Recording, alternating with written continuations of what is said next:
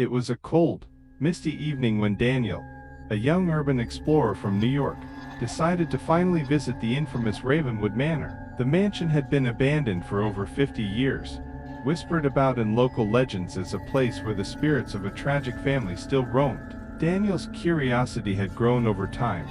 Stories of sudden screams, shadowy figures in windows, and mysterious disappearances fascinated him, and now he wanted to see it for himself. As he drove along the long, winding road leading to the manor, the fog thickened, swallowing the headlights of his car and muffling the sounds of the forest around him.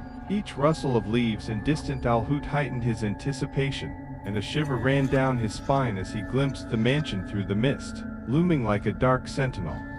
The gates of Ravenwood creaked ominously as Daniel pushed them open, their rusted hinges sounding like a scream in the silent night. The overgrown garden seemed frozen in time, statues covered in moss, and twisted trees casting gnarled shadows across the cracked stone pathway. He stepped onto the front porch, and the wooden floor groaned under his weight, echoing through the empty halls. The door, surprisingly unlocked, opened into a grand yet decayed foyer. Dust hung thick in the air, and the faint scent of mold and wood rot made him wrinkle his nose. On the walls, faded portraits of the manor's long-dead family seemed to watch him, eyes glinting in the dim moonlight filtering through shattered windows.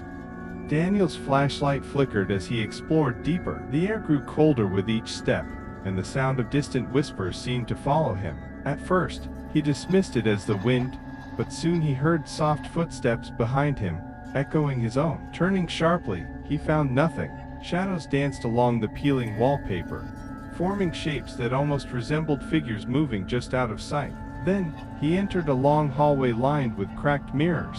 One mirror, larger than the rest, reflected not only him but a shadowy figure standing behind him. He spun around, heart pounding, empty hallway. Yet, when he looked back at the mirror, the figure remained, and this time, it smiled. Daniel froze, unable to comprehend what he was seeing, the smile chillingly unnatural, as if mocking him.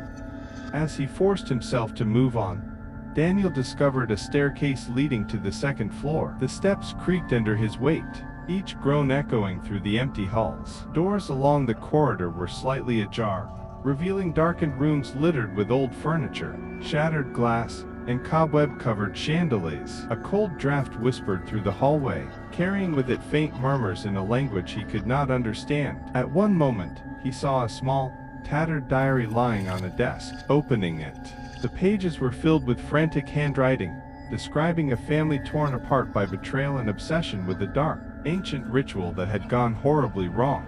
The night seemed endless as Daniel explored room after room. He found a child's bedroom, toys scattered across the floor, and a small rocking horse moving slowly back and forth without any wind. In the corner, a figure of a young girl with hollow eyes stared at him, only to vanish when he blinked. Each room seemed to pull him further into the mansion's dark history, revealing tales of despair, madness, and death.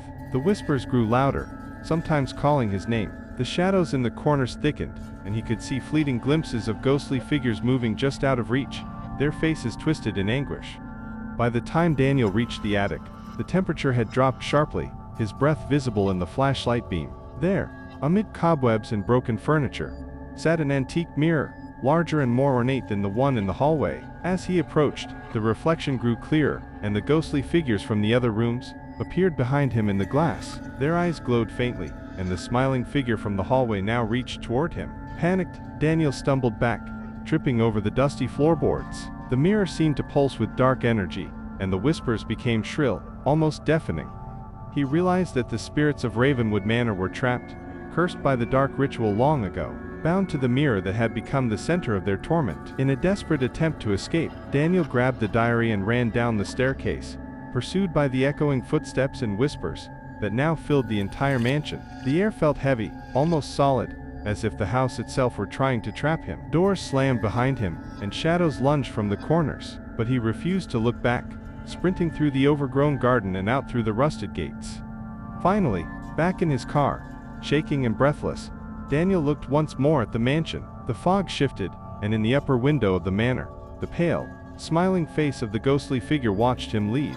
As he drove away, the diary rested on the passenger seat, its pages fluttering open as if whispering secrets that were never meant to be uncovered. Daniel knew one thing for certain: he had escaped the manor, but the spirits of Ravenwood were still waiting, their story far from over. It was a fog-drenched night. When Melissa boarded the last train leaving Hollow Creek Station, the small rural town had been swallowed by silence after midnight, and the train was nearly empty. Only a handful of passengers sat scattered across the dimly lit compartments. Melissa chose a seat near the window, gazing at the mist rolling across the tracks. She had heard the rumors before, about the midnight train, about passengers who vanished without a trace, but she never believed them until tonight. The train jolted forward with a groan of steel, and Melissa felt a chill sweep through the carriage. The overhead lights flickered once, then steadied. She glanced around. An old man sat a few rows away, staring blankly at the floor. A young woman whispered softly to herself, clutching a faded photograph. At the far end, a tall man in a black coat kept his eyes fixed on Melissa, unblinking. She shivered and turned toward the window, trying to ignore the sense that something was terribly wrong. As the train passed through the forest, the world outside seemed unnatural. The trees stood still, their branches twisted like skeletal fingers. In the distance, Melissa thought she saw figures moving through the fog, pacing the train as if they were keeping up with its speed. When she blinked, they were gone. The longer she stared, the more distorted the reflection in the glass became. Her face stared back, but the eyes were wrong, too dark, too hollow, as if something else was looking out from behind them.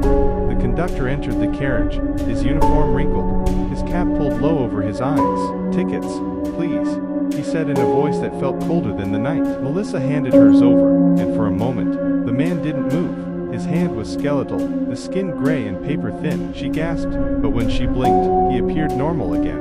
The conductor punched her ticket and gave it back without another word. As he moved down the aisle, Melissa noticed the other passengers avoiding his gaze, their faces pale, their hands trembling.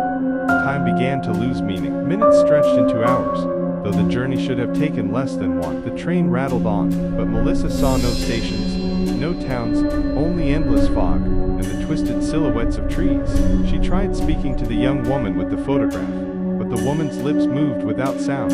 Her eyes glazed over as if trapped in another world. The old man finally looked up, and in the dim light, Melissa saw his face. Hollow sockets where eyes should be, skin sagging and gray. He opened his mouth to speak, but only a low moan escaped, rattling like the last breath of the dying.